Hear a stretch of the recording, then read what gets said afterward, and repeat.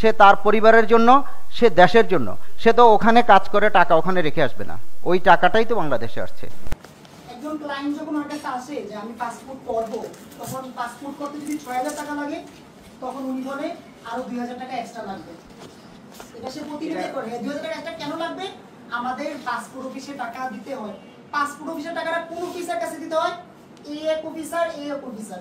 এখন প্রমাণ হচ্ছে আমরা ওনার কাছ থেকে ফোনটা বের করে ওনাদের দুজন নাম্বার পাওয়া গেছে, এবং ওনাদের সাথে কথা বলছে, এখানে যথেষ্ট প্রমাণ আছে, টাকা পয়সা লেনদেনের প্রমাণ আছে, ডাচবাংলা ব্যাংকে লেনদেন করছে, বিকাশে লেনদেন করছে। ওরা যতদিন এই অফিসে চাকরি করছে ততদিনেই এই এলাকার জনগণকে ওরা হয়রানি করছে। আমরা শুধু ওদের না, ওদের সাথে যারা জড়িত আছে সবার পদত্যাগ দেখে আমরা এখান থেকে সবাই যাবো, তাছাড়া আমরা এখান থেকে যাবো না, এটাই আমাদের দাবি। এতটুকুই। আপনি ঘুষ খান এবং ঘুষ খাই, এবং আপনি ঘুষখোর।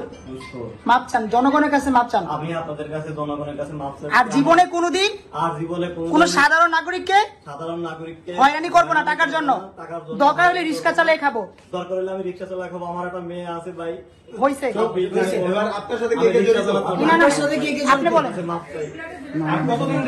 আপনি কোনোদিন কোন কাস্টমার কাছ থেকে? থাইল্যান্ড একটি পাসপোর্ট ইউজ করে 24 আওয়ার্সে, ব্যাংকক পার্শ্ববর্তী দেশ। 24 ঘন্টায় সে যদি একটি পাসপোর্ট দিতে পারে, আমার দেশ কেন পারছে না? আমার দেশে এখন প্রত্যেকটা ব্যক্তির একটি স্মার্ট কার্ড আছে। তার মানে স্মার্ট কার্ডটি কি? আমার সম্পর্কে সমস্ত ডেটাটা আমার সরকারের কাছে গচ্ছিত আছে। তাহলে আবার আমার পাসপোর্ট দেওয়ার সময় আমাকে কেন ইনকোয়ারি করতে হবে? আমি কি ডাকাত না চোর? আর আমি আর টাকা যদি চোর হয়ে থাকি, তাহলে এটা তো অনলাইনেই আছে। আপনি যখন আমার নামটি সার্চ করবেন, আমার নামে যদি কোনো মামলা থাকে, এটি লেখা থাকে, আপনি দিয়েন না আমাকে পাসপোর্ট, ইনকোয়ারি করেন। কিন্তু ঢালাওভাবে আমাকে সবাইকে কেন ইনকোয়ারি করতে হবে? তাহলে এই স্মার্ট কার্ডের ভ্যালুটি কোথায়? প্রত্যেকটা পাসপোর্টের সাথে একটি পুলিশ ক্লিয়ারেন্স লাগে।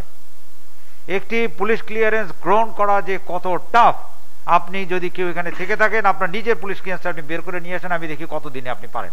আমার নামে 4টা মামলা আছে, এবং আমি 4টা হোটেলে ক্যাশ বাক্স ভেঙে টাকা চুরি করেছি। কিন্তু ওই থানার পরে কর্মকর্তা আমার কাছে গিয়েছিলেন, বলছে যে 4-5 বছর তো হয়ে গেল, আমরা মামলাটা ফাইনাল রিপোর্ট দিয়ে দিতে চাই। আমি তো খুব ভালো হয় এটা। তো বলে যে ফাইনাল রিপোর্টে একটু খরচ টরচ আছে। তো তাহলে কীরকম খরচ? বলে আপনি পরিচিত মানুষ, এই 1,00,000 টাকা হলেই হবে। আমি বললাম যে 30,000 টাকা চুরি করে 1.5 লাখ টাকা দেওয়াটা খুব বেশি হয়ে যায় না?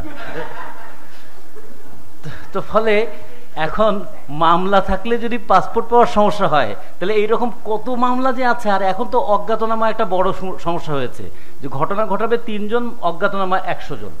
পাসপোর্ট করতে কেন মানুষের তদন্ত করতে হবে? সে বেঁচে আছে, এটাই তো যথেষ্ট। একটা মানুষ নাগরিক, সে একটা পাসপোর্ট করবে, এটা তার আইডেন্টিটি, এর জন্য আবার তদন্তের দরকার থাকে। এক সময় চুরি ডাকাতি করে পালিয়ে যেত, এই জন্য তদন্ত করতে হতো।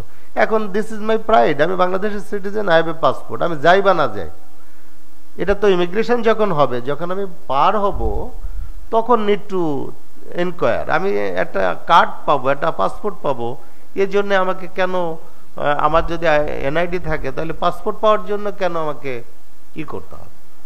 এটা তো কোনো মিনিংলেস। আমি কোনো একদিন টাকা হলে বেড়াতে যাব, যেতে পারি না আমি, তাহলে আমার এই রাইটটাকে সকল নাগরিকেরই তো পাসপোর্ট থাকা দরকার। হঠাৎ আমি অসুস্থ হতে পারি, হঠাৎ আমার বেড়াতে যেতে ইচ্ছে হতে পারে, হঠাৎ আমার বিজনেস এনলার্জমেন্ট দরকার হতে পারে, চাকরি নিয়ে বিদেশ যেতে ইচ্ছে হতে পারে, পড়তে যেতে হতে পারে, সেমিনারে অংশ নিতে হতে পারে।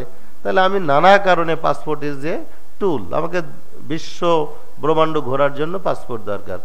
নাগরিককে আগেই থমকে দেওয়ার কারণটাকে, এই পাসপোর্ট সহজ করতে পারলে আমাদের মনে হয় অনেক কিছু সহজ হয়ে যেতে পারে।